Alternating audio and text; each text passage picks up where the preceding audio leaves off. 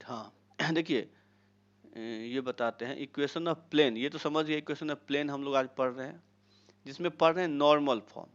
तो normal form क्यों बोले हम कि नॉर्मल बोले कि ये जो नॉर्मल है ये प्लेन का क्या है, परपेंडिकुलर है। एबीसी एक प्लेन है।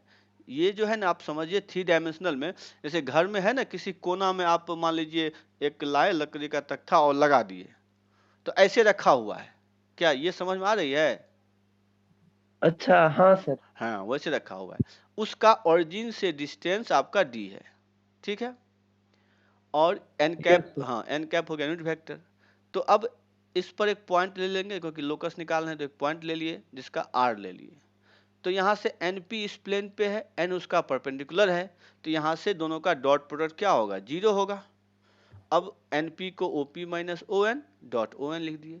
अब ओ एन को हम लोग लिख सकते हैं डी एन कैप, क्योंकि डी आपका उसके परपेंडिकुलर है और उसी के डायरेक्शन में क्या है, एन कैप है। तो अब बताइए यहाँ तक सब समझ गए या नहीं समझे? किन्हीं को प्रॉब्लम है तो बताइए।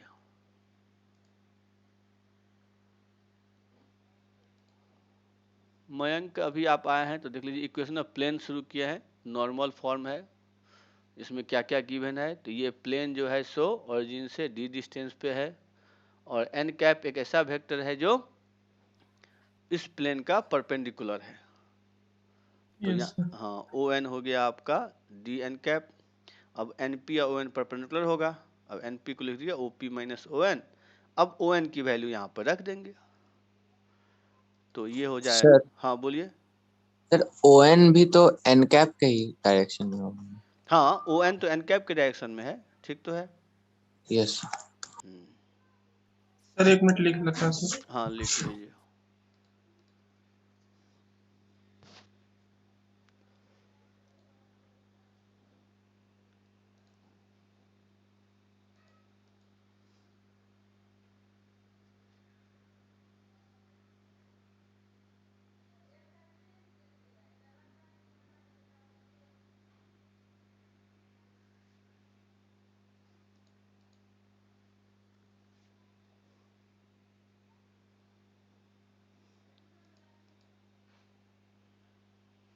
सर ये एबीसी सर प्लेन है सर। हाँ एबीसी एक प्लेन है जो मतलब 3 डायमेंशनल है। तो घर में समझिए कोने में नहीं एक तख्ता रखते हैं, उस तरह से रखा हुआ है। Yes sir.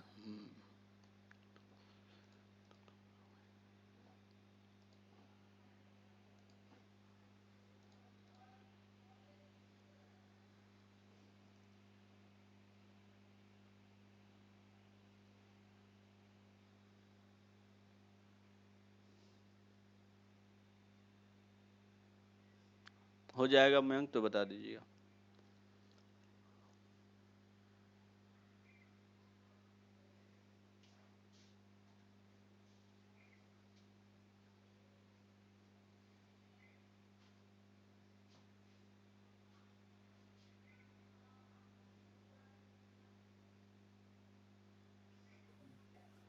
सर ये एल और आर क्या है sir? R vector. R vector तो जैसे कोई भी प्लेन का इक्वेशन निकालेंगे तो एक पॉइंट लेंगे ना, तो वही यस। आर आर वेक्टर है।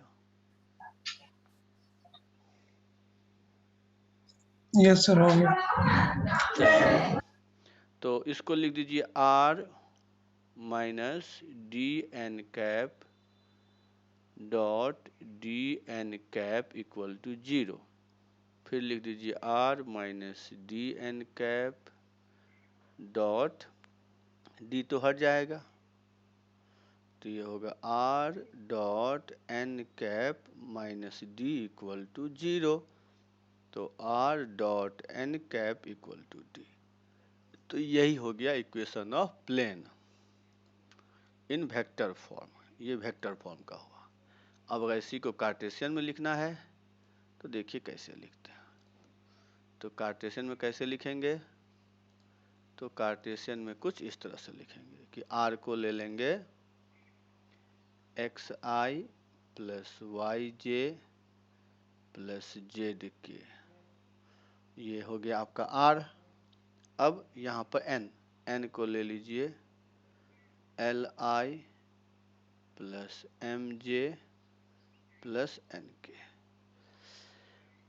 तो यहाँ पे क्या हो जाएगा, तो दोनों का डॉट प्रोडक्ट करेंगे, तो दोनों का डॉट प्रोडक्ट करेंगे तो Lx plus My plus NZ equal to D। तो यही हो गया आपका किस फॉर्म में, कार्टेशियन फॉर्म में। सर ये डी सर परपेंडिकुलर डिस्टेंस है। हाँ, ओरिजिन से उस प्लेन का परपेंडिकुलर डिस्टेंस है। यस। तो देखिए ये जैसे था ना ax plus B Y plus C, तो यहाँ पर वही आ गया जेड फॉर्म, मतलब तो इस जनरल इक्वेशन क्या हो गया, इसका वही फॉर्म है ax plus B Y plus C equal to D. ठीक है, तो इसीलिए कहा गया कि ये सिमिलर टू जो बोले थे 2D में स्ट्रेट लाइन है उसी के जैसा है। तो ये हो गया आपका प्लेन का इक्वेशन नॉर्मल फॉर्म। चलिए इस पे आप क्वेश्चन लिखिए। सर लिखे नहीं। अच्छा लिखे नहीं, लिख लीजिए।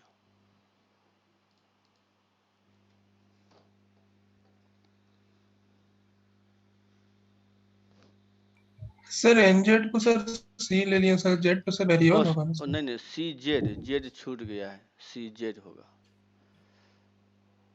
सी जेड होगा ना।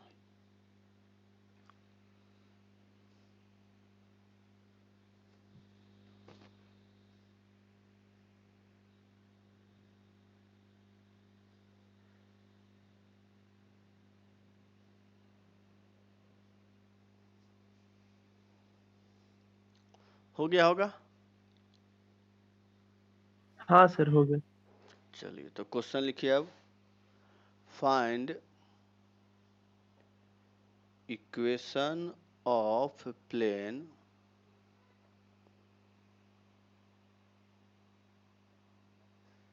which is at a distance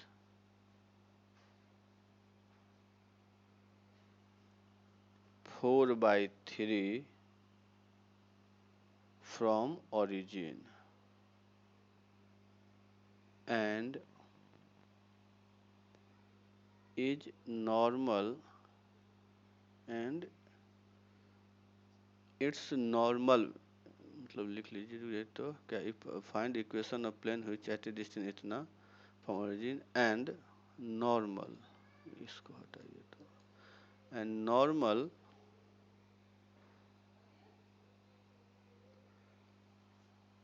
to normal to plane is 2i plus j minus 2k। इसका बताइए क्या होगा आंसर।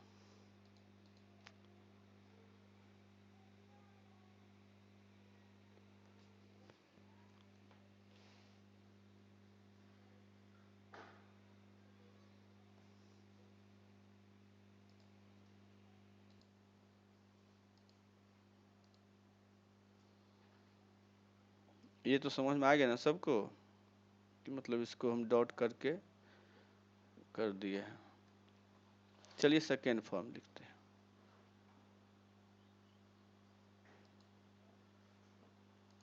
सेकेंड फॉर्म क्या होगा, इक्वेशन ऑफ प्लेन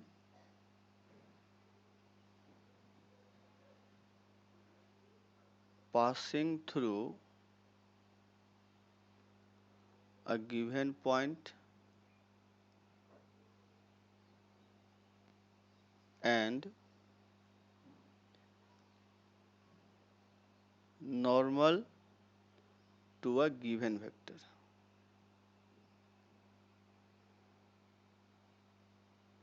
तो हमको उस प्लेन पर एक पॉइंट दिया रहेगा और उसका नॉर्मल दिया रहेगा। इसका मतलब ये हो गया कि एक मान लेते हैं इस तरह से, ये A B X Y Z axis हो गया कि एक्स वाई जेड, इस पे एक ऐसा प्लेन ले लीजिए, ये एक प्लेन है, इस पर एक पॉइंट दिया रहेगा आपको P, ये पॉइंट मान लिए, पॉइंट ए मान लीजिए उसको, ए, पी तो हम जनरल पॉइंट लेंगे ना, इसको आप ए मान लीजिए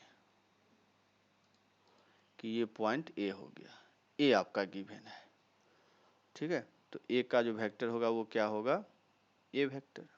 अब इस पर एक वेक्टर दिया है जिसका n है, तो एक नॉर्मल वेक्टर दिया हुआ है आपको। एक काम करते हैं, इस तरह से ना लिख के आप इस तरह से लिखिए कि ये नॉर्मल इस तरह से एक वेक्टर है। अब हम ऐसा एक पॉइंट लेते थे P इस प्लेन पे, तो ये जो है इस प्लेन पे हो गया, इसका r होगा। तो अब यहाँ पर हम क्या बोल सकते हैं कि फिर AP जो है के साथ n का डॉट प्रोडक्ट करेंगे तो ये 0 आएगा, तो r minus A dot n, ये 0 आ गया। तो यही हो गया आपका वेक्टर फॉर्म। ठीक है, समझ में आया कि जब भी आपको एक ऐसा प्लेन हो जिस पर एक पॉइंट दिया हुआ हो और उसका नॉर्मल वेक्टर दिया हुआ है, तो आपको इक्वेशन का फॉर्मूला वेक्टर फॉर्म में ये होगा। यहाँ तक सब समझे या किन्हीं को प्रॉब्लम है सो बता दीजिए। यस सर, प्लेन वही ना, वो जो रेक्टेंगुलर टाइप है। हाँ, मान लीजिए ABCD टाइप का जो बना है ये, तो ABCD मतलब ये तो 3 डायमेंशनल है, मैंने इसे बनाया है, तो ये एक प्लेन है ऐसा। तो अब जो है हमको इसको कन्वर्ट करना होगा कार्टेशियन में, तो कार्टेशियन सर में थोड़ा रुकिए ना, लिख रहे हैं। हाँ लिख लीजिए।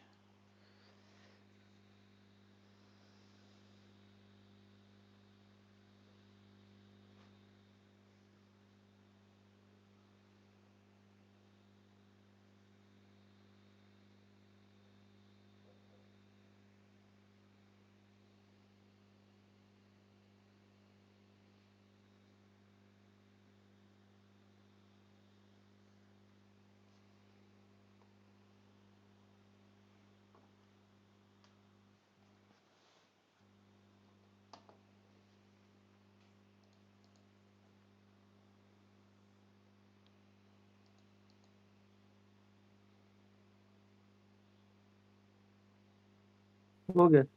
ठीक, तो अब क्या करेंगे देख लीजिए कि हमको r तो फिर वही लेना पड़ेगा, xi plus Y J plus Z के, ए हो जाएगा x1i plus y1j plus z1 के, और n को ले लीजिए तो n हो जाएगा ai, अच्छा यहाँ पर a1 ले लीजिए, a1i plus b1j plus c1 के, ठीक है। या नहीं तो एक काम करते, a1 b1 ना लेके यहाँ पे कैपिटल ही ले लीजिए, कैपिटल A B C ले लेते हैं, ठीक है।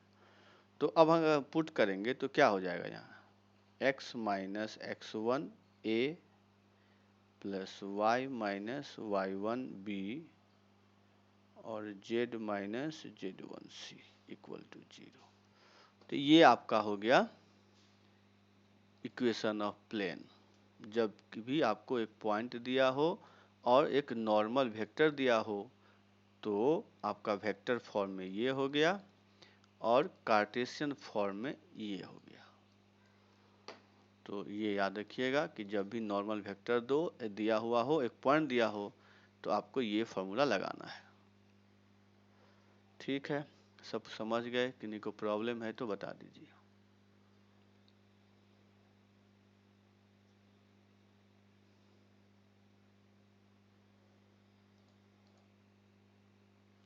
चलिए, तो इस पे अब आते हैं question. Find, sir N unit vector होगा ना यहाँ वेक्टर है, पहले वाले में यूनिट था, यहाँ पर vector. Find equation of, sir हाँ सर अगर मान लीजिए यूनिट भी बना दे सर, तो फिर आंसर में क्या मतलब दिक्कत होगा? यूनिट बना देंगे ना तो एक्चुअली जब मल्टी कांस्टेंट में डिफरेंस हो जाएगा ना, क्योंकि आप जब इस दोनों को मल्टीप्लाई करेंगे, इस दोनों को मल्टीप्लाई करेंगे तो कांस्टेंट में डिफरेंस हो जाएगा ना, समझ में आ रही बात? सर जीरो है ना सर इक्वेशन, तो वो तो कॉमन निकल के मतलब जीरो मतलब सबका ABC अलग अलग लगना है, तो आप कैसे बोल रहे हैं कि कॉमन में हट जाएगा? सर जो under root A square plus B square plus C square रहेगा। हाँ, तो अच्छा ये बोल रहे हैं आप कि हम अगर वो भी करेंगे तो सेम आएगा। अगर मान लीजिए कि अच्छा ये बोल रहे हैं कि ए बाय हम मान लीजिए उसको आर मान लिए, तो A by R, B by R, C by R ले लें, तो यहाँ पर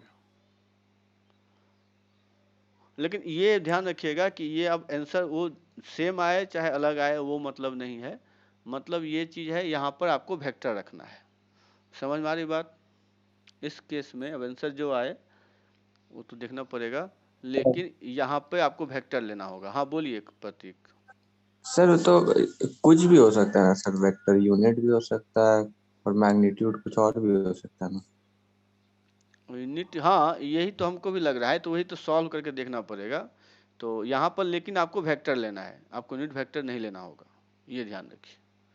ठीक है कनिष्क और मयंक? Yes sir. हाँ, तो ये ध्यान रखिएगा कि इस केस में आपको वेक्टर लेना है, पहले वाले केस में यूनिट वेक्टर लेना है। यहाँ पर आपको गिवन वेक्टर, अगर यूनिट वेक्टर है तो फिर उसका मैग्नीट्यूड देना होना चाहिए, तभी आप बैठाइएगा इस फॉर्मूला में। तो find equation of plane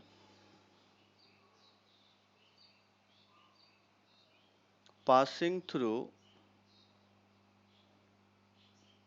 the point 2, 3, 1 having 5, 3, 2 as the direction ratio of the normal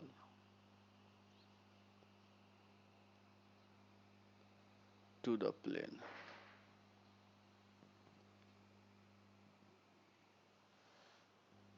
एक काम करते हैं, यहाँ पे आर द लिख दीजिए, R the find the equation of plane passing through the point 2, 3, 1 having 5, 3, 2 are the direction ratio of the normal to the plane। तो यहाँ पे आर, ये आर है।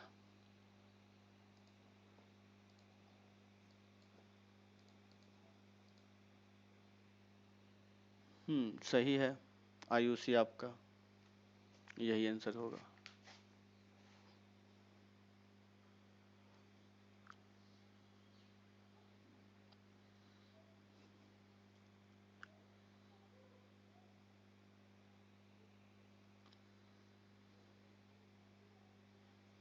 मयंक सही है।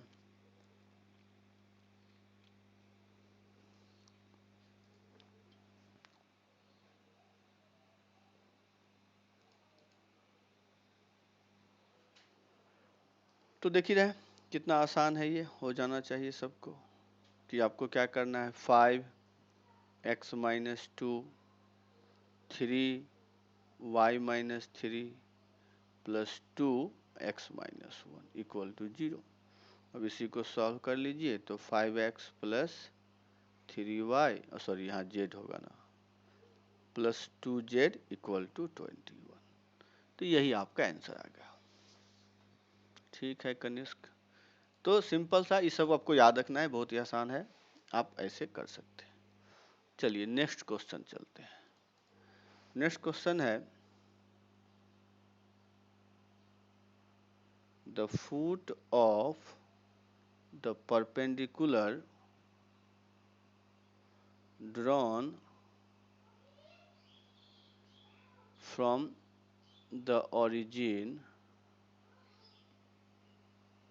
to a plane is 1, 2, -3। Find equation of plane। तो बताइए equation of plane क्या होगा?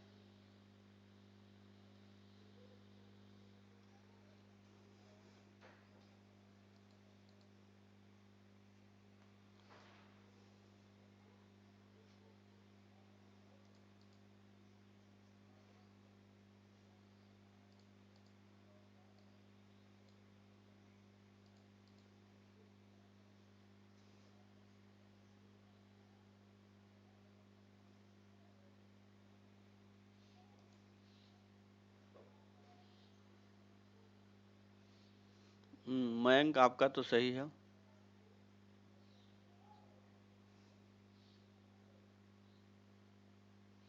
और कोई बना पाएंगे? प्रतीक आपका भी सही है, आयुषी आपका भी सही है। चलिए अब देख ले, 1 मिनट, अब कौन भेजे? कनिष्क आपका भी सही है। तो कहने का मतलब है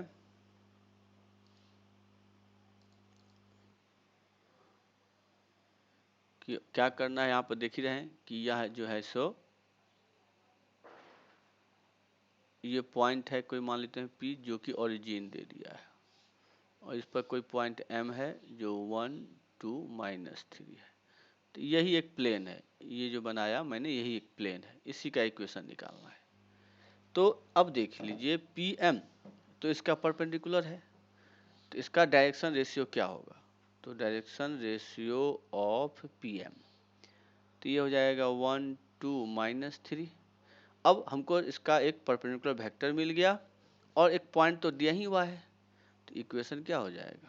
तो इक्वेशन ऑफ प्लेन हो जाएगा 1x - 1 2x - 2 और -3x + 3 = 0।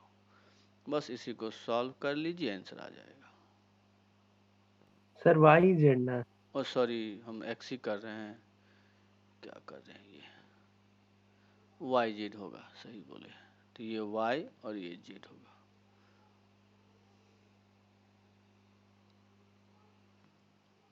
तो ये 14 आ गया। तो ऐसे बन जाएगा। ठीक है, सबको आ रहा होगा समझ में?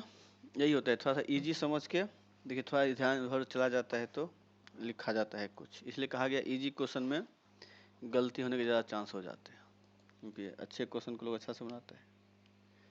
चलिए ठीक है, सब समझ गए हैं? किन्हीं को प्रॉब्लम है तो बता दीजिए। अब लिखिए एक क्वेश्चन और, find the equation of the plane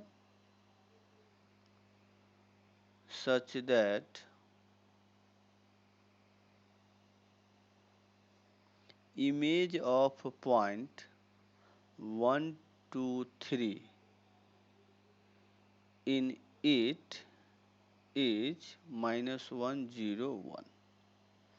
चलिए इसका आंसर बताइए।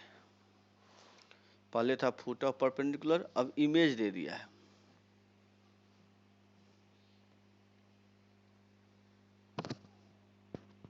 सर प्लेन पे इमेज -1 0 1। नहीं नहीं, ये प्लेन पर मतलब ये लिखने लैंग्वेज लिखने का तरीका है, लेकिन इसका मतलब है इस पॉइंट का इमेज ये है, तो जिस प्लेन के रिस्पेक्ट में अच्छा है, हाँ सर समझ गए। हाँ, उसका इक्वेशन निकालिए। क्योंकि लैंग्वेज को समझिए, पढ़ने से लग रहा होगा कि प्लेने पे है, लेकिन ऐसा कुछ नहीं है। चलिए बनाइए, तो हम तो 1 मिनट में आ रहे हैं। तो कनिष्क आपका सही है, आयुषी सही है, प्रत्येक +3 आएगा, -3 नहीं। मयंक आपका गलत है। सर इक्वल टू के RHS। हाँ, आपका वहाँ जहाँ 3 होगा, -3 नहीं होगा। मयंक अब सही है,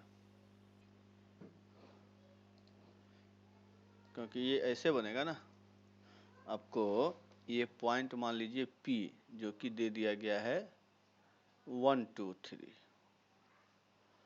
अब जो है ये हो गया आपका Q, ये हो गया -1 0 1, ये हो गया। तो अब क्या करेंगे, हाँ,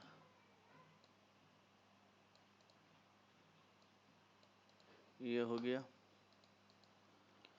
तो अब देखिए, हमको पहले PQ का निकाल लीजिए डायरेक्शन कोसाइन, और मिड पॉइंट का फॉर्मूला लगा के ये M का कोऑर्डिनेट निकाल लीजिए। तो मिड पॉइंट लगाएंगे तो 0 हो जाएगा, ये 1 हो जाएगा, ये 2 होगा, और डायरेक्शन रेशियो ऑफ PQ क्या हो जाएगा? तो डायरेक्शन दोनों को माइनस कर दीजिए, तो 2 हो गया, 2 हो गया और 2 हो गया, तीनों का तो 2 ही हो गया। तो यहाँ लिख दीजिए 2x - 0 2 y माइनस 0 और 2 z minus x minus 0 y minus 1 होगा ना, तो y माइनस 1 और z माइनस 2 इक्वल टू 0। इसी को सॉल्व कर लीजिए तो x plus Y plus Z equal to 3। तो यही आंसर आ गया। तो इस तरह से हम लोग इक्वेशन ऑफ प्लेन निकाल सकते हैं। सर हाँ बोलिए। सर कोई नॉर्मल वेक्टर लेना था तो पीएम या क्यूएम भी ले सकते थे ना? हाँ सब एक ही आएगा, देख लीजिए सब एक ही आएगा। हाँ सर।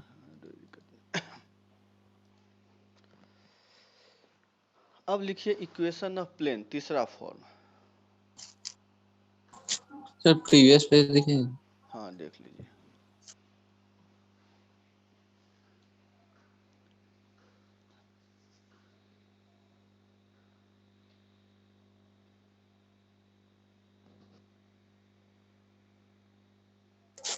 Yes sir. चलिए ठीक। Equation of a plane passing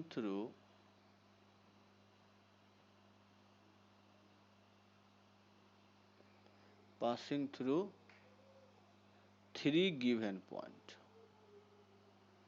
3 point से पास करेगा। गिवन पॉइंट्स, हाँ कि कोई प्लेन है जिसपे 3 पॉइंट है, उसका इक्वेशन कैसे निकालेंगे वो देख लीजिए।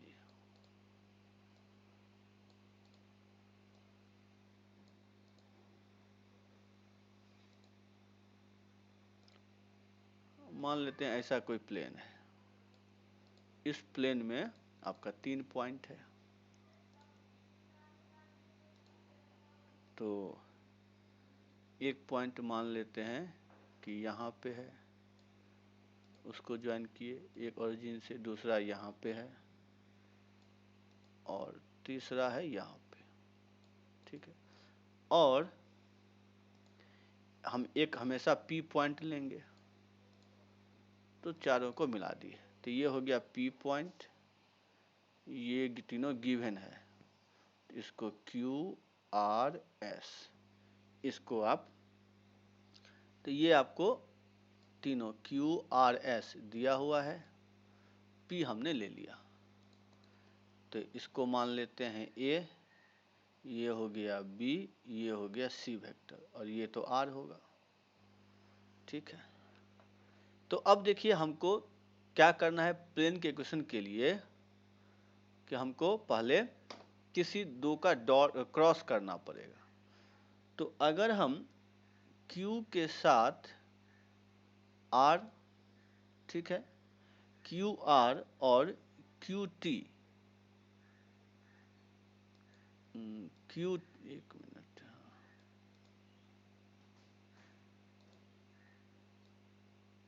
QT, इन दोनों का क्रॉस कर दीजिए, ठीक है, और उसको P के साथ डॉट कर दीजिए, तो 0 हो जाएगा। तो कहने का मतलब अगर हम लिख दे कि PQ dot QR into QS cross, तो ये 0 होगा। ये क्या आप लोग समझ रहे हैं कि नहीं समझे, कि PQ dot QR cross QS, ये 0 होगा। Yes sir. हाँ, तो अगर ये 0 हो गया तो अब मैं इसको क्या ले सकता हूँ, तो ये इसको ले सकता हूँ R माइनस A, क्योंकि Q तो A वेक्टर है, और ये हो जाएगा B minus A cross C minus A, ये 0 हो गया। इतना समझे आप लोग या नहीं समझे, सो बताइए। किन्हीं को प्रॉब्लम है यहाँ तक? सर हाँ सर 2 पॉइंट से भी तो हो सकता था ना। 2 पॉइंट से प्लेन, हाँ सर, जैसे जो 2 वेक्टर गिवन है उसका क्रॉस कर देते हैं, नहीं फिर तो एक आर। वो पोजीशन वेक्टर है, वो वेक्टर नहीं है, वो पोजीशन वेक्टर है, समझे।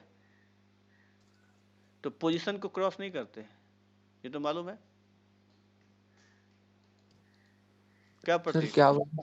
मतलब वो अच्छा, ये डिफरेंस मालूम है? पोजीशन वेक्टर और वेक्टर में डिफरेंस मालूम है ना?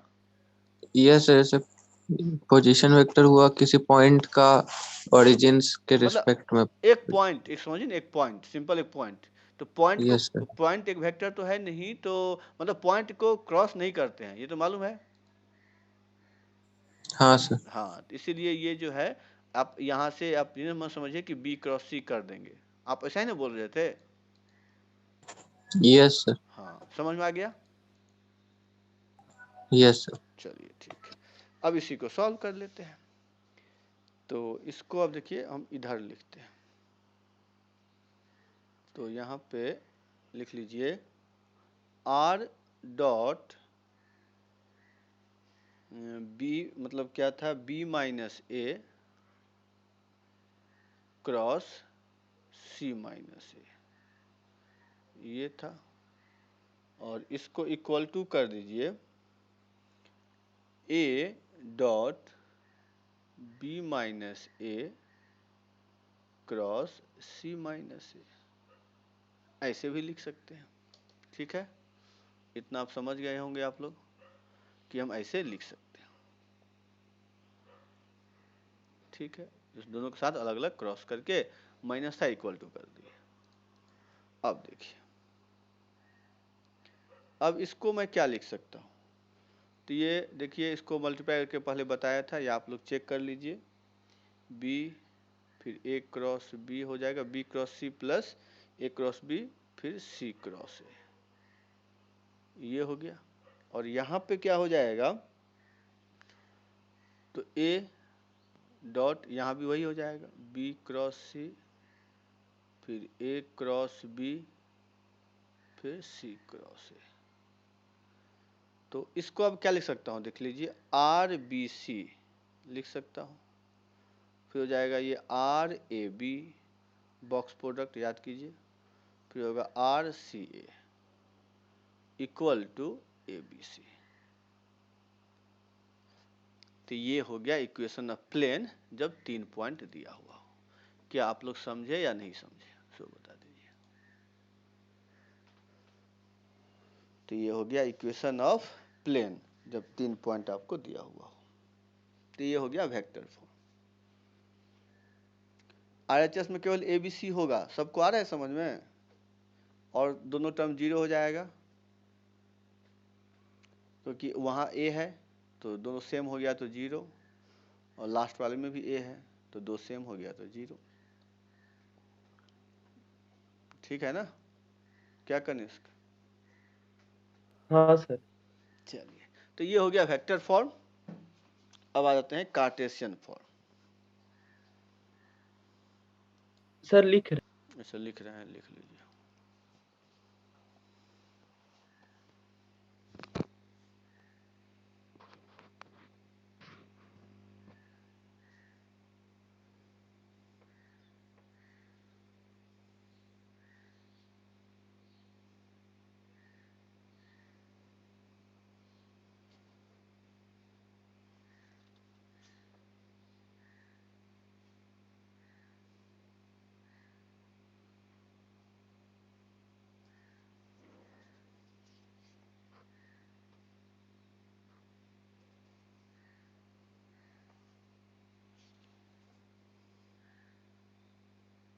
हो गया सर।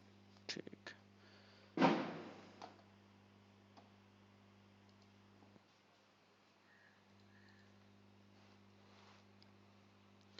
अब कार्टेशियन में क्या हो जाएगा, तो फिर आर को ले लेंगे x I plus Y J plus Z के, ए को ले लेंगे x1 आई फिर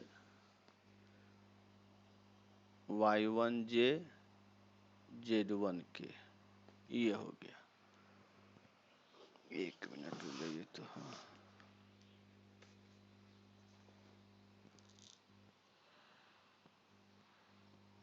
अब जो है फिर लिख लीजिए b, तो ये होगा x2 आई y2 जे प्लस z2 के, और c हो गया x3i y3j z3k। तो सबको उसमें पुट कर दीजिएगा तो इक्वेशन ऑफ प्लेन आ जाएगा x minus x1 y minus y1 z minus z1, उसके बाद x2 minus x1 y2 minus y1 z2 minus z1, फिर x3 minus x1 y3 minus y1 z3 minus z1 equal to 0। तो जब 3 point दिया हुआ हो तो आपका इस तरह से लिखेंगे प्लेन का इक्वेशन, बस उसको सॉल्व कर लेंगे तो ये आ जाएगा। और याद कीजिए ये तो वही ना है आपका, क्या बोलते हैं यहाँ पे जो है स्केलर ट्रिपल प्रोडक्ट ही तो है, तो तीनों को हम डिटरमिनेंट फॉर्म में लिखते थे, तो इसीलिए मैंने डायरेक्टली डिटरमिनेंट फॉर्म में लिख दिया। तो इस तरह से जल्दी याद रहेगा। तो जैसे भी हो 3 पॉइंट जब दिया हुआ हो तो दोनों फॉर्म मैंने बता दिया है, इसको याद रखिएगा।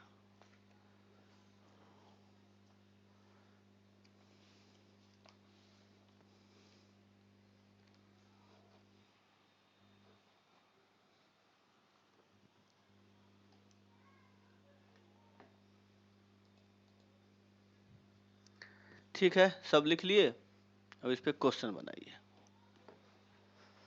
चलिए एक क्वेश्चन लिख लीजिए।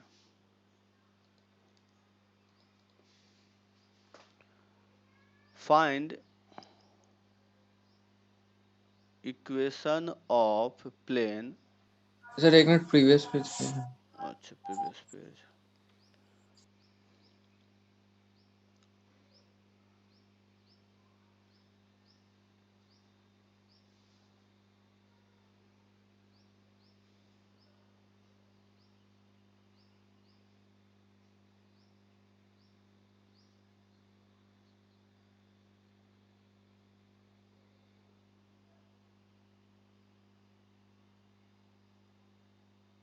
क्या प्रतीक हुआ?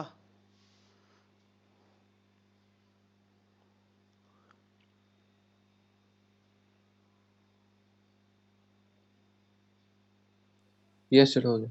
चलिए, तो equation of plane passing through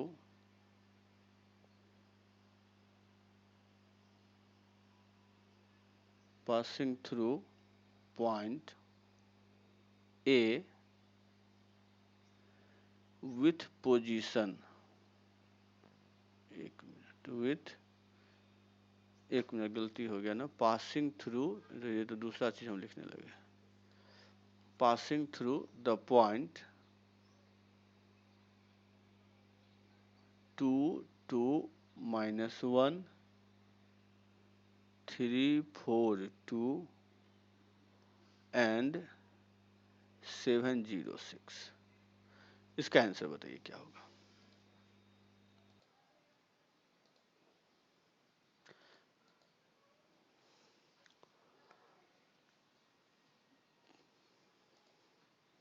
Kanishka आपका भी सही है। तो इसको तो बस ऐसे लिख लेना है आपको डिटरमिनेंट फॉर्म में, x minus 2 y minus 2 z plus 1। प्रतीक आपका गलत हो गया। उसके बाद फिर 3 माइनस 2 तो ये 1 होगा, 4 माइनस 2 तो ये 2 होगा और ये 3 होगा, फिर 7 माइनस 2 तो ये 5 होगा, फिर 0 माइनस 2 तो -2 कर दीजिए, ये 7 हो गया। इसी को सॉल्व कर लीजिएगा तो आंसर आएगा 5x plus 2y minus 3z equal to 17। तो ये आंसर हो गया। इसको देख लीजिए, आ जाना चाहिए, नहीं आए तो बताइए। वैसे आ गया है सबका, तो आप लोगों का भी आ जाना चाहिए। तो सिंपल है, जब भी आपको 3 पॉइंट दिया हुआ हो तो इससे आप क्या निकाल सकते हैं? Equation of plane.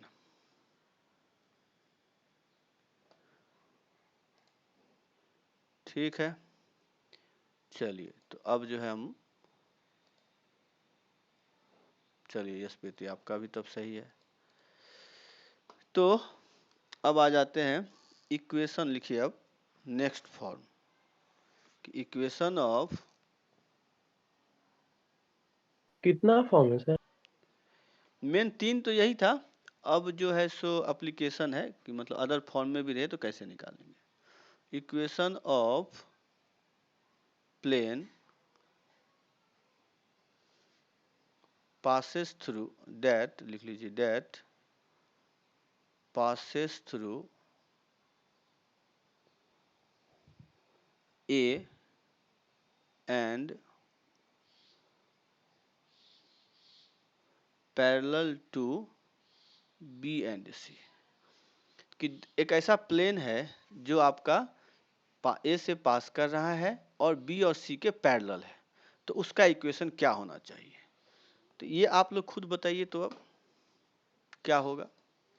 ये सब एप्लीकेशन है तो अब दिमाग लगाइए, क्योंकि 3 फॉर्म मैंने बता दिया कि अगर कोई भी प्लेन है जो आपका पास कर रहा है ए से, मतलब वो उस पे वो पॉइंट है और बी और सी के पैरेलल है, तो उस प्लेन का इक्वेशन क्या होगा।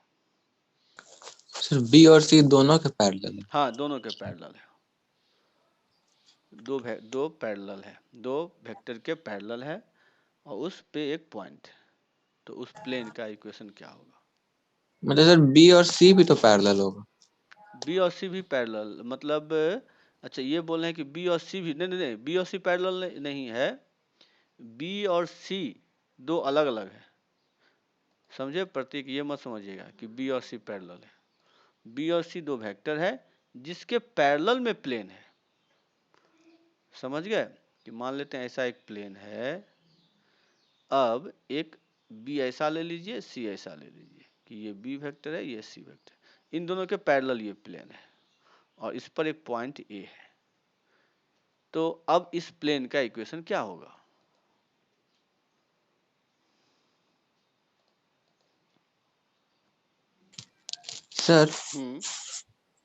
सर दो वेक्टर जो एक ही प्लेन के पैरेलल है वो सर आपस में पैरेलल नहीं हो सकता। क्या इसे प्लेन आपको लाइन समझ में आ रहा है क्या। प्लेन में तो इनफाइनाइट लाइन होते हैं ना, अच्छा यस सर। तो हम तो दो ही लाइन की बात किए हैं।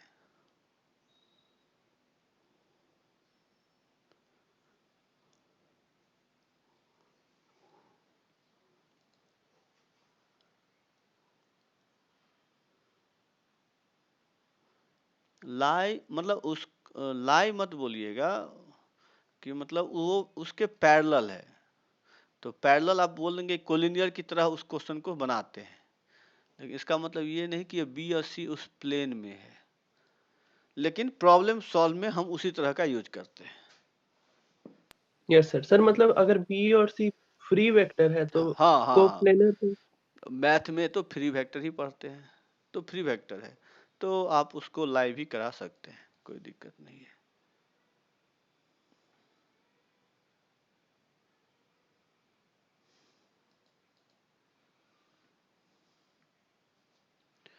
किन्नी का नहीं समझ में आया अभी तो प्रतीक आप बोले थे। रुकिएगा अच्छा एक मिनट, है ना ना कि वेक्टर भेजिए ना, कार्टेशियन तो समझ जाएंगे, खाली वेक्टर, वेक्टर में क्या होगा। Yes sir.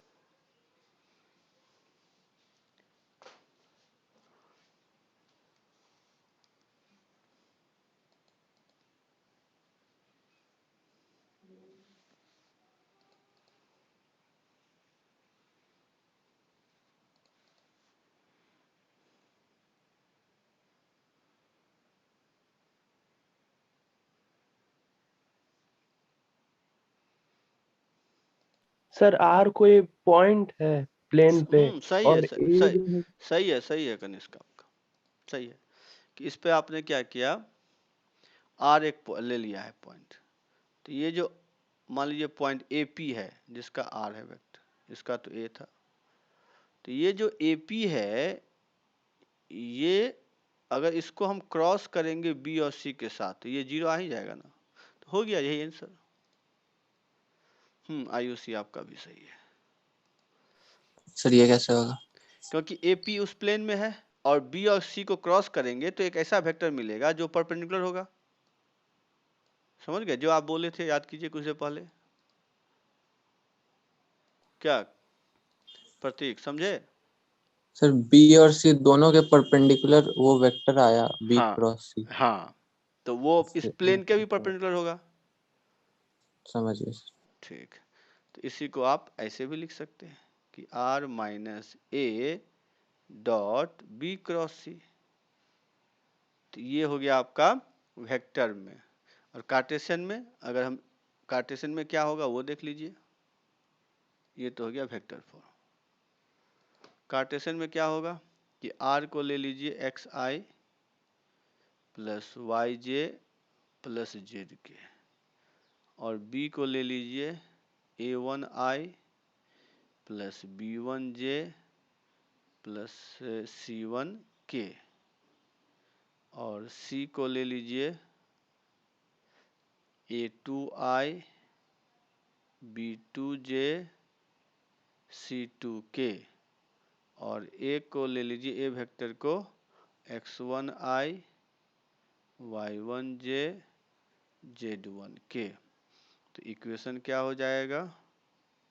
तो इक्वेशन हो जाएगा x minus X one Y minus Y one Z minus Z one, और यहाँ A one B one C one A two B two C two equal to 0। तो जब भी आपको दो वेक्टर के पैरेलल हो और एक पॉइंट दिया हुआ हो तो इस फॉर्मूला से इक्वेशन ऑफ प्लेन निकालिएगा। ठीक है,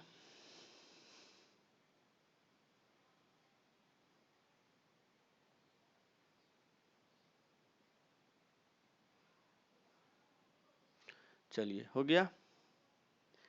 ठीक है, आगे लिख रहे हैं। हाँ लिख रहे हैं, लिख लीजिए। सर पीछे वाला पेज देखना था। देख लीजिए।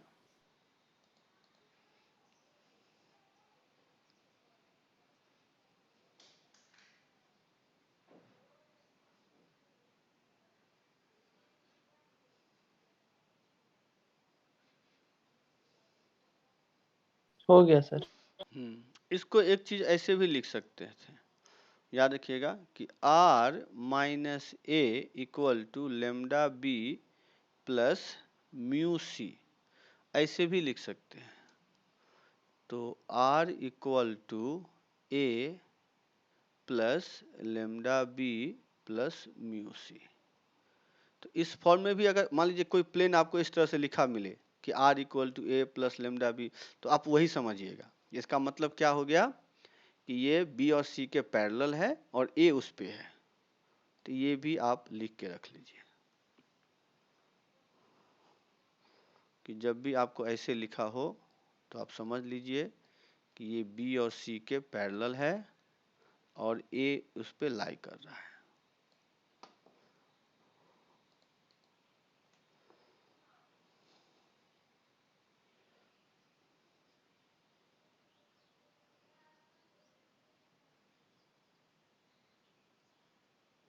चलिए ठीक, ये लिख लिए।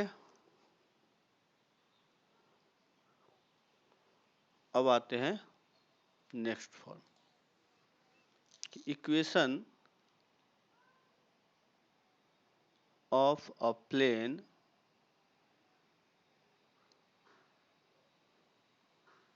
passing through a given point and a given line। मतलब एक प्लेन है जो एक पॉइंट और एक लाइन से पास करता है, तो उसका इक्वेशन क्या होगा?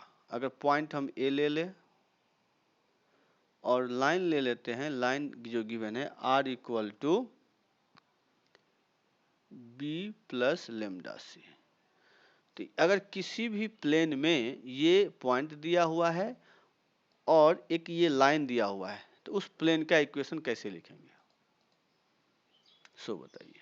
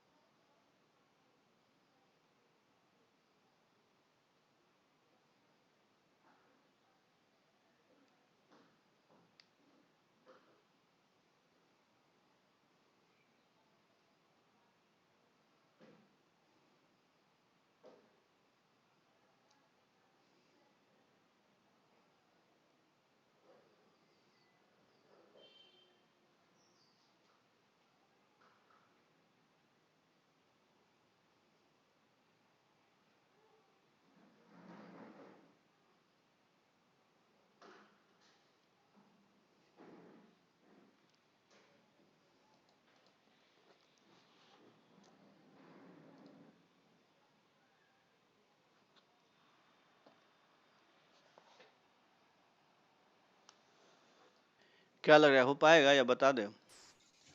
सर इसको में सर कोई भी एक पॉइंट ले लेंगे सर, उसके बाद सर कोई भी 3 लाइन निकाल कर सर उसका STP 0 कर देंगे।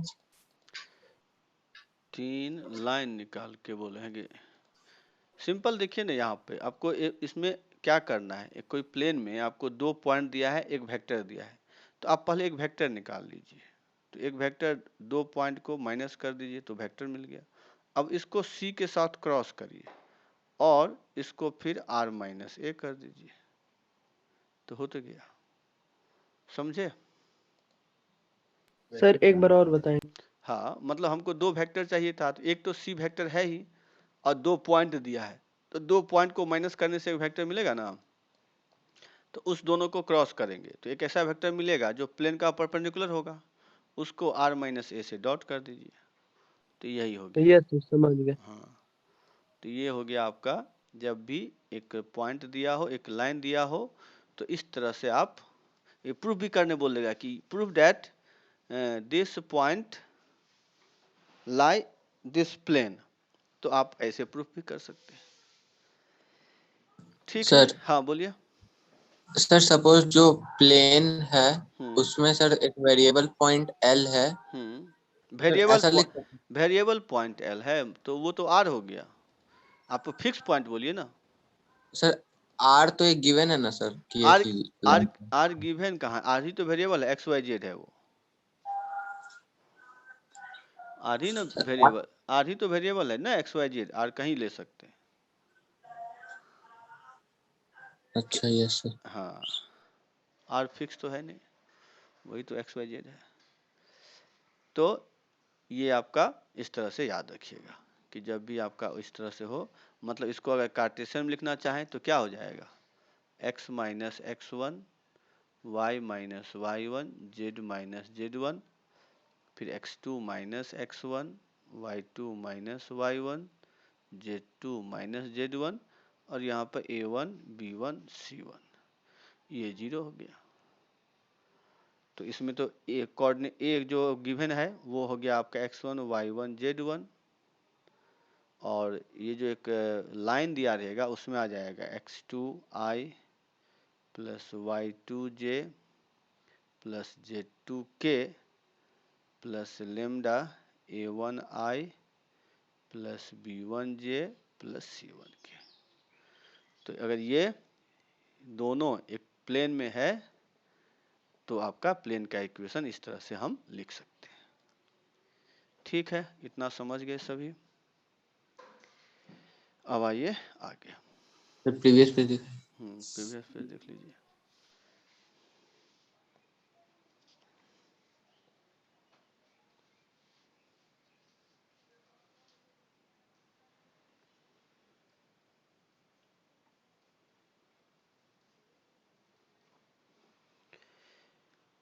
हो गया? सर ये वाला एक बार फिर से बता देना क्या किया था। इसमें वही किए थे कि ये दोनों पॉइंट से एक वेक्टर निकाल लिए, उसको सी के साथ क्रॉस किए थे, तो ये एक ऐसा वेक्टर आया जो प्लेन का परपेंडिकुलर होगा, उसको फिर इससे डॉट कर दिए तो 0 हो जाएगा। यस सर थोड़ा अगला। हाँ हो देख, गया। हाँ देख लीजिए।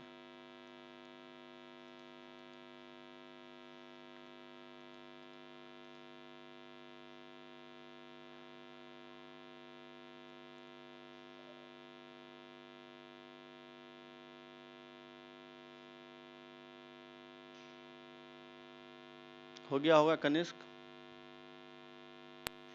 यस। चलिए ठीक, अब आते हैं। प्रीवियस पे अच्छा, लिख ही रहे थे।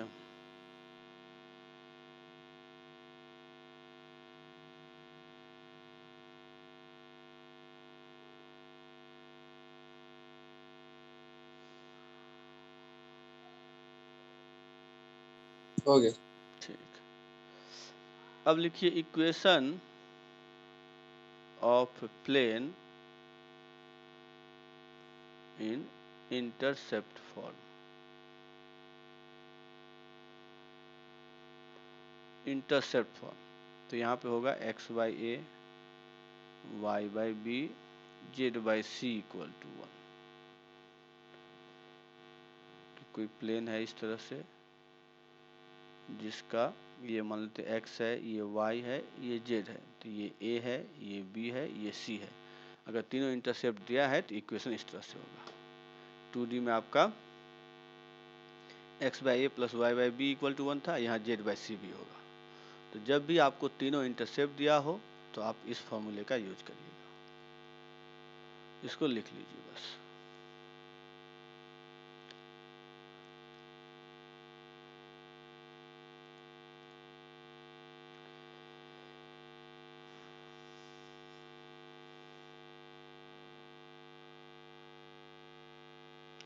हो गया होगा, सब लिख लिए होंगे।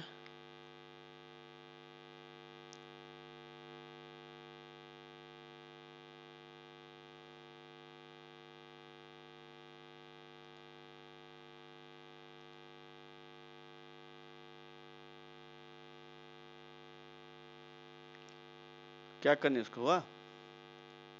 Yes sir. अब आ जाइए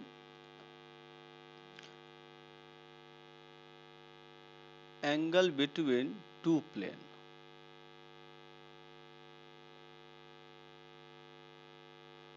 तो अगर प्लेन का इक्वेशन है r dot n1 equal to d1 and r dot n2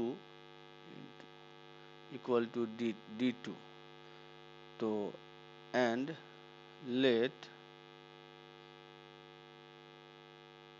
angle between plane equal to theta, then cos theta equal to n1 dot n2 divided by mod n1 mod n2। इसे इसलिए दिखा दिया है कि dot product ले रहे हैं, और उसे अगर यूनिट वेक्टर लेंगे तब तो ये 1 ही हो जाएगा। तो मतलब डॉट प्रोडक्ट से निकालना हो। अगर आपका वेक्टर है तो इस तरह से, यूनिट वेक्टर है तो 1 1 हो जाएगा। लेकिन दो प्लेन के बीच का एंगल वही होगा जो दोनों नॉर्मल के बीच का होगा। क्या ये बात समझ में आ रही है सबको कि दो प्लेन? सर n1 n2 हाँ नॉर्मल है ना उस प्लेन का। क्या समझे कनिष्क? लेकिन ये वाला फॉर्म में सर ये हाँ तो यूनिट वेक्टर था ना। हाँ, तो इसलिए 1 हो जाएगा नीचे। आप यही कहना चाह रहे हैं ना, डिनोमिनेटर 1 हो जाएगा। तो कोई बात नहीं, अगर आप यूनिट वेक्टर लेते हैं तब तो 1 करिएगा, नहीं वेक्टर लेते हैं तो उसको बना लीजिएगा यूनिट वेक्टर। ठीक है? Yes sir. हाँ, तो ये ध्यान रखिएगा कि ये आपका फॉर्मूला हो गया।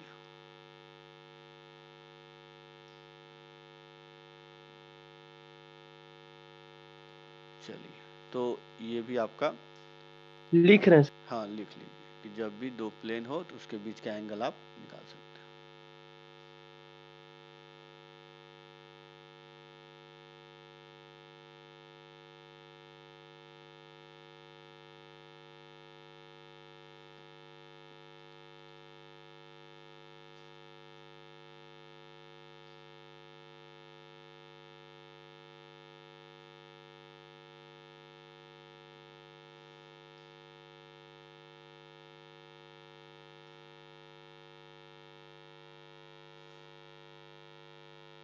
हो गया सर। इस पे एक क्वेश्चन लिखिए। Find the angle between the planes 2x plus y minus 2z plus 30, एक मिनट, प्लस 30 है या कोई दिक्कत नहीं, equal to 0 and 6i plus 3j plus 2k equal to 5। इसका आंसर बताइए, हम 1 मिनट में आ रहे हैं।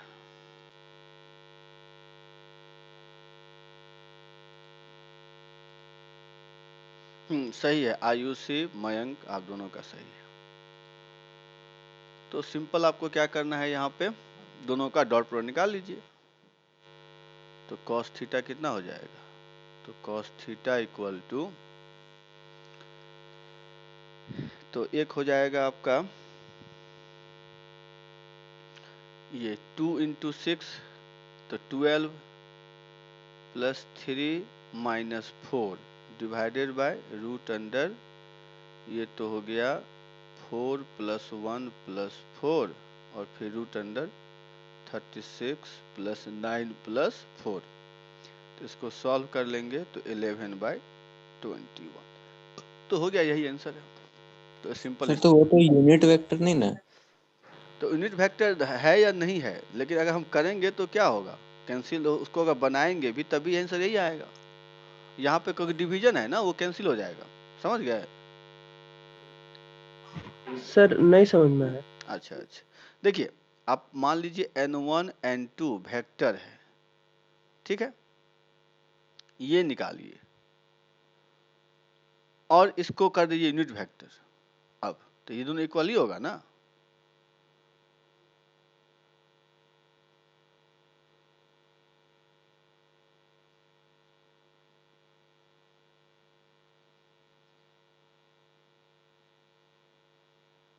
क्या समझे आप लोग कि नहीं समझे? सर तो मतलब जो था एंगल बिटवीन टू प्लेन वाला, हाँ। वो दोनों सर यूनिट वेक्टर रहना जरूरी भी नहीं? नहीं नहीं, यूनिट वेक्टर हो या वेक्टर हो कोई प्रॉब्लम नहीं, वहाँ पे कोई दिक्कत नहीं है। वो तो अब हम उस फॉर्म में लिखे थे, इसीलिए आपको यूनिट वेक्टर, मतलब मैंने इस फॉर्म में लिखा था यहाँ पर, इसीलिए आपको ये समझना है कि यूनिट वेक्टर है। लेकिन कोई यहाँ पर तो कैंसिल हो जाएगा ना, यहाँ पर थोड़ी कोई टेंशन है। आप वेक्टर लीजिए चाहे यूनिट वेक्टर लीजिए, आंसर तो वही आएगा। क्या समझ में आया कनिष्क? Yes sir. सर हाँ जो प्लेन 1 था हाँ, उसमें से सर वेक्टर कैसे निकाले? यही तो होता है ना, ये डायरेक्शन रेशियो क्या हो, यही तीनों तो होगा, कोफिशिएंट ऑफ एक्स वाई और जेड, यही ना आएगा, ये तीनों को मल्टीप्लाई करेंगे तो। हाँ बस ये समझिए। ठीक है, समझ गए प्रतीक? हाँ सर। अब लिखिए इसके बाद angle between line and plane.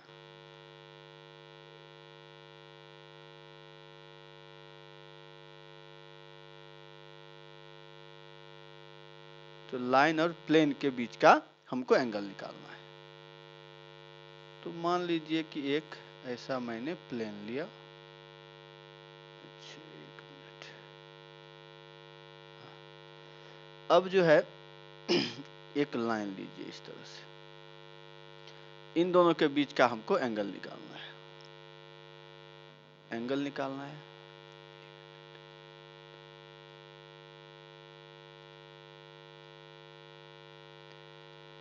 तो हम जब मान लीजिए हमको लाइन का तो ठीक है, क्या मालूम रहेगा, a प्लस लेमडा बी, तो लाइन का तो वेक्टर मालूम होता है, मालूम है हमको।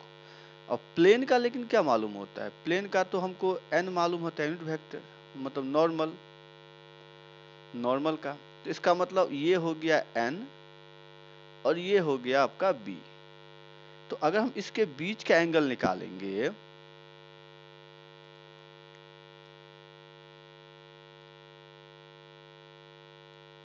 तो अगर हम इसके बीच का एंगल निकालेंगे तो ये एंगल निकलेगा थीटा, लेकिन हमको निकालना है ये एंगल। तो इसीलिए यहाँ पर हम क्या करेंगे, लगाएंगे तो डॉट ही प्रोडक्ट, लेकिन हमको अगर ये थीटा है तो ये एंगल कितना हो जाएगा, 90 माइनस थीटा, ये एंगल हो गया 90 माइनस थीटा। तो हम ऐसे लिखेंगे cos 90 minus theta equal to b dot n divide by mod b mod n. क्या समझे आप लोग? तो ये फॉर्मूला लगेगा।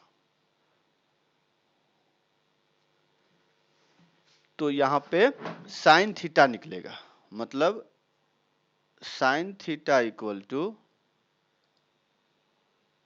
क्या हो जाएगा,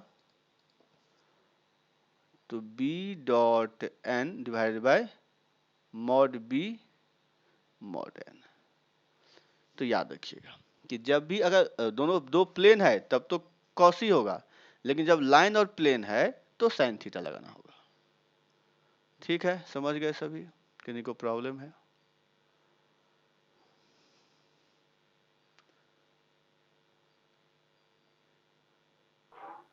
सर सेकंड स्टेप में इज इक्वल टू के बाद क्या होगा? सेकेंड स्टेप मतलब ये, अच्छा ये डी छूट गया था, प्लेन का इक्वेशन डी लिख लीजिए।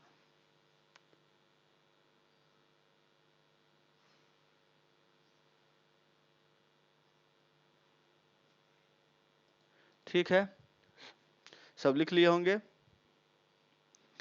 तो चलिए सर इसका, इसको एक बार और बार समझाएंगे? हाँ देखिए यहाँ पर क्या था हमको, तो अब ये आपका क्या हो गया, एक मिनट, ये आपका लाइन हो गया, ये प्लेन हो गया, इसके बीच का एंगल निकालने जाएंगे तो हमारे पास नोन क्या है, ये बी है एक वेक्टर और एन है, तो हम इन दोनों के बीच का निकालेंगे, तो इन दोनों के बीच का निकालेंगे तो ये एंगल निकलेगा ना, क्या करने इसका समझ रहे सर हैं, एन यहाँ पे यूनिट वेक्टर रहना जरूरी है? मतलब इस इक्वेशन में है लेकिन ऐसा कोई जरूरी नहीं है यहाँ भी, ठीक है, इस इक्वेशन में भी उसको हम केवल वेक्टर लेके सॉल्व करेंगे तो आंसर आ जाएगा। Yes sir. अब क्लियर हुआ? हाँ सर। ठीक, तो चलिए एक क्वेश्चन देख लिया जाए कि ये लाइन है i प्लस 2j माइनस के plus lambda i minus J plus के, और प्लेन का इक्वेशन है r डॉट 2i माइनस जे प्लस के इक्वल टू 4। इसके बीच का एंगल बताइए क्या होगा, इसके बीच का एंगल बताइए।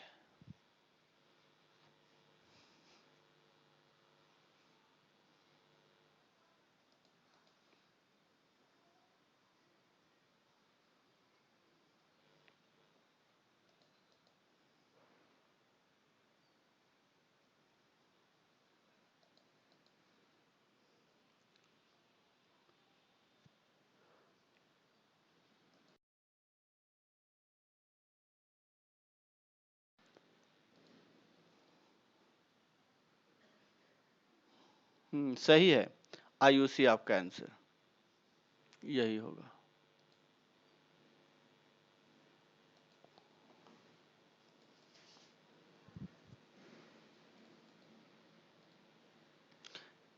ये आपका भी सही है मयंक।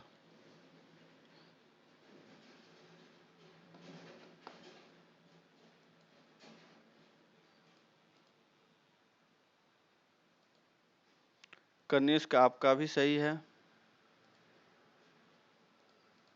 तो यहाँ पर देख लीजिए क्या हो जाएगा,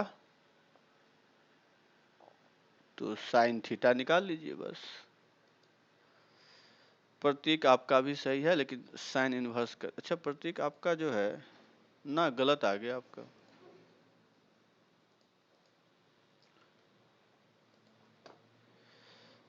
नहीं तब भी गलत है आपका, कई कैलकुलेशन मिस्टेक किए हैं। तो हम क्या करेंगे, इसका निकालेंगे डॉट प्रोडक्ट, तो 2 + 1 + 1 डिवाइडेड बाय, ये तो हो जाएगा √3 और ये हो गया आपका √6, तो ये हो गया 4 बाय, एक मिनट √6 ही होगा ना, हाँ ठीक तो है, यहाँ पे 1 + 1 √3 और ये हो जाएगा 4 + 1 √6, तो 4 बाय 3 √2। अच्छा तो सबका गलत आ रहा था, ये तो किसी का नहीं है, ये तो किसी का भी आंसर नहीं है, तो सबका आंसर गलत है। सर सर √2 से ऊपर कैंसिल सर होगा, 4 में से 2 कैंसिल √2। कर दिए हैं। अच्छा कैंसिल कर दिया है, यस। हाँ सर। हाँ हाँ हाँ मयंक तब तो सही है, कनिष्क आपका भी सही है, केवल तो प्रतीक आपका गलत है। हाँ आप लोग कैंसिल कर दिए हैं, ठीक है, मतलब आप लोग ऐसे भेजे हैं 2√2/3, सही है, तब तो theta equal to sine inverse 2√2/3, ठीक, तो इस तरह से आप लोग निकाल सकते हैं। चलिए तो ये भी समझ गए हम लोग। अब जो है थोड़ा सा रुकिएगा कि अगर आपको मान लीजिए कोई प्लेन है, ठीक है, और यहाँ से किसी पॉइंट से मान लीजिए अल्फा बीटा गामा है, डिस्टेंस निकालना है, और इससे प्लेन का इक्वेशन है ax मान लीजिए प्लस by प्लस cz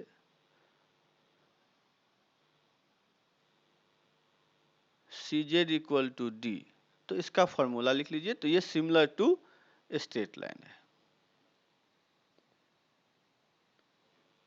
ठीक है, सुबह नाश्ता हुआ था ना कनिष्क? Yes sir. एक दिन 5-10 मिनट के लिए आप इतना घबरा गए?